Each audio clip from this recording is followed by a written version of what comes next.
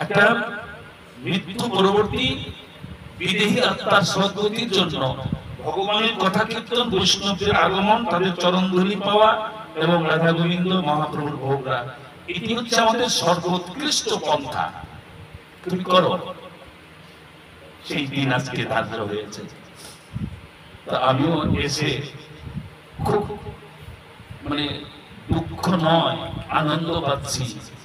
মৃত্যু দুঃখ নয়।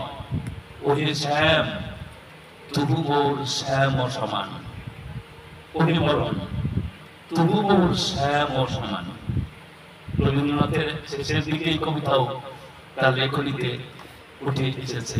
অর্থাৎ মরণকে, মৃত্যুকে যদি আমরা নেতিবাচক করতে ভাবি তাহলে তো ঠিক হবে না, শোকের বিষয় বলে ভাবি তাহলে তো ঠিক হবে না। এটা হচ্ছে একটা পালাবদল। গীতায় ভগবান বলছেন যে তোমার যেমন শৈশবের পরে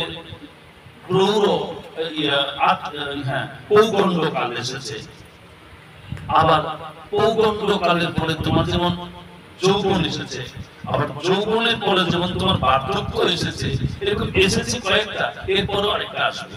এই তো মৃত্যু। আর মৃত্যুকে ভগবান শ্রীকৃষ্ণ মৃত্যু বললেন না। কেন অর্জুন তুমি মৃত্যু বলো? এটা হচ্ছে দেহান্তর প্রাপ্তি। দেহান্তর মানে এক দেহ থেকে আরেক দেহে যাওয়া, আর এটা হতেই থাকবে। এটা অবিনশ্বর, এটা শাশ্বত সনাতন, এটা একেবারে সত্য, এটা অনিবার্য পরম সত্য। ভগবান বললেন মৃত্যুকে নিয়ে যেন আমরা বিভ্রান্তিতে না ভুগি। আমি মনে করি শ্রোতা মিত্র ভক্তিমতী রমণী ছিল, কৃষ্ণ কথায় ও আস্বাদন পেত। ও জড়জগতের অন্য কিছুতেও তো আস্বাদন ছিল না, যেটা কৃষ্ণ কথা, সাধু সঙ্গ, ভক্ত সঙ্গ। আমাকে নিয়ে মাঝে মধ্যে ওর বাসাতে অনেক প্রতিবন্ধকতা, অনেক প্রতিকূলতা, তারপরেও একটু ভোগারতি, একটু কীর্তন করিয়েছে আমাকে দিয়ে। এইগুলো কয়জনে করে? আমাদের ভালো অনেক সুগম রাস্তা, আমরা অনেক অনুকূল পাই পরিবেশে, তাও করি না। আর ও এত প্রতিবন্ধকতাকে ঠেলে ওগুলো করতে পারে।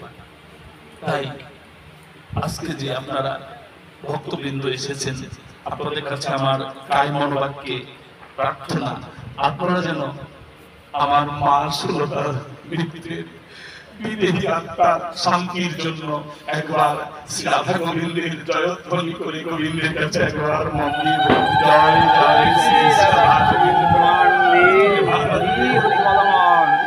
হে গোবিন্দ, হে পরমেশ্বর, হে সচ্চিদানন্দময়, হে অখিল ব্রহ্মাণ্ডপতি, তুমি কৃপা করো, তুমি করুণা বর্ষণ করো। শ্রোতা মিত্র যেন অনন্তকাল তোমার ওই অভয় চরণে স্থান লাভের যোগ্যতা অর্জন করে।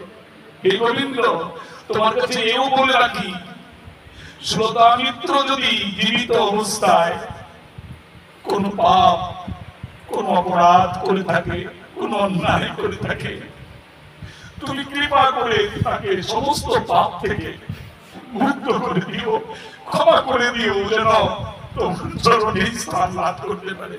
সাধুগুরু বৈষ্ণব এমন করে যদি আপনারা ভক্তগণ গোবিন্দের কাছে বলেন, গোবিন্দ আমার কথা না শুনতে পারে, আপনাদের মতো ভক্তদের কথা গোবিন্দ কখনো ফেলবেন না। কেননা গোবিন্দ হচ্ছেন ভক্ত বাঞ্ছা কল্পতরু। তিনি বিচারক, তিনি আবার সাক্ষীও। তিনি কাউকে নিয়ে সাক্ষী নেন না। গতির ভর্তা প্রভু সাক্ষী, শরণম সুধি প্রভব প্রলয় স্থানম নিধানম বিজপব্যয়ম। ভগবান নিজে বলে দিলেন গীতায়, গতি দেব আমি, অন্যকে এত পরোয়া করো কেন? আমি প্রভু, কাউকে প্রভু মেনে নিও না। প্রভু আমি, প্রভু তো একজনই থাকে, প্রভু তো শত শত থাকে না, হাজার হাজার থাকে না, উপপ্রভু থাকে না, প্রভু আমি। প্রভু সাক্ষী, সাক্ষীটা সাধারণত বিচারের কালে আসে। কোনো কিছু বিচার হতে হলে সেটা গ্রাম্য বিচারই হোক, কোর্ট কাছারিতে বিচারই হোক, সাক্ষীর দরকার। হ্যাঁ, সাক্ষী সাবুত না হলে কিন্তু রায় দান করতে পারেন না জজ সাহেব। ভগবান বললেন সাক্ষী আমি দেবো, তোমার সাক্ষী অন্য এখান থেকে হবে না। তুমি কোথায় কি করেছো, কখন কি বলেছো, কি খেয়েছো, কি করেছো, সবকিছু তো আমার নখদর উপর নেই। আমার যে সিসিটিভি আছে, ফুটেজ আছে, সেখানে তো আমি সব সংরক্ষণ করে দিই। চিত্রগুপ্ত আর বিচিত্রগুপ্ত যে সবকিছু লেখে, এটা তো ভগবানের নির্দেশে লেখে। ভগবান বলেছেন তোমরা লিখে রেখো, পুঙ্খানুপুঙ্খ রূপে, দাড়ি কমা সহকারে, কোনো কিছু বাদ না। ভগবান শ্রীকৃষ্ণ সেই বিচারের দায়িত্ব, লঘু দায়িত্ব দিলেন যমরাজাকে, আর মূল দায়িত্ব দিলেন নিজে। সেক্ষেত্রে ভগবানকে তো ফাঁকি দেওয়া যায় না।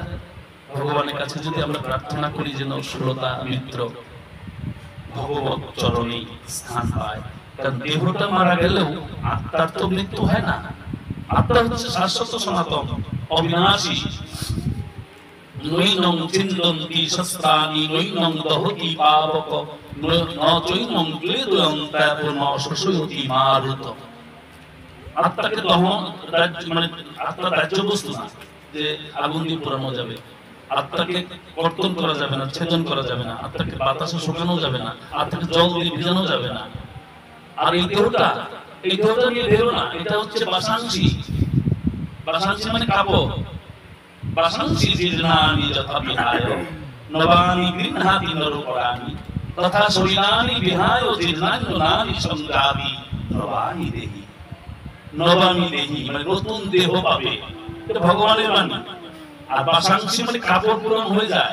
একটা কাপড় তো সারা জীবন যায় না, পড়তে পড়তে যখন নাকি অনুপযুক্ত হয়ে যায় পরিধানে, তখন কি করি আমরা? ছেড়ে আবার একটা নতুন কাপড় কিনে আনি, রাজস্থান থেকে আনি, সাভার থেকে কিনি, ঢাকা থেকে কিনি, নতুন বস্ত্র কিনে আনি পরিধান করি। ভগবান শ্রীকৃষ্ণ বললেন এই দেহটাও এক সময় অনুপযুক্ত হয়ে যাবে, ওই আত্মা ওই দেহকে নিয়ে থাকতে পারবে না। আত্মা দেহ হয়তো আমরা মনে করি উপর থেকে ভালো আছি, বাহ্য দর্শন তো আসল দর্শন না, ভেতরের দর্শনটাই তো আসল। ভেতরে কি হচ্ছে সেটা গোবিন্দ জানে। তাই ভগবান শ্রীকৃষ্ণ বলছেন যে আমি তোমার মৃত্যুটাকে দেহান্ত প্রাপ্তি বলে অভিহিত করছি।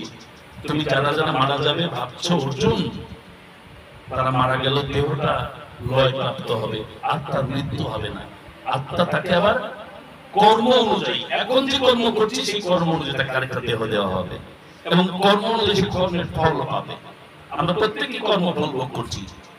যে গাছতলায় আছি সেও কর্মফল ভোগ করছে, যে পাঁচতলায় আছে সেও কর্মফল ভোগ করছি, যে সর্বদা কাঁদছি সেও কর্মফল, যে সর্বদা হাসছি সেও কর্মফল।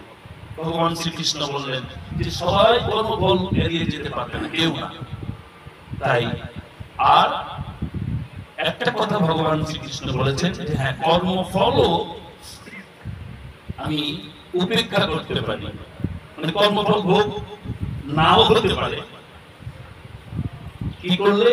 ভক্ত তনান্নয়াসক্ত অহম এবং বিধর্জুন জ্ঞাতুম দ্রষ্টুম চ তত্ত্বেন প্রবেষ্টুম চ পরন্তপ। এই ভগবান শ্রীকৃষ্ণ গীতা একটু মানে ইঙ্গিত দিলেন, একেবারে ভালো করে বলেন নাই।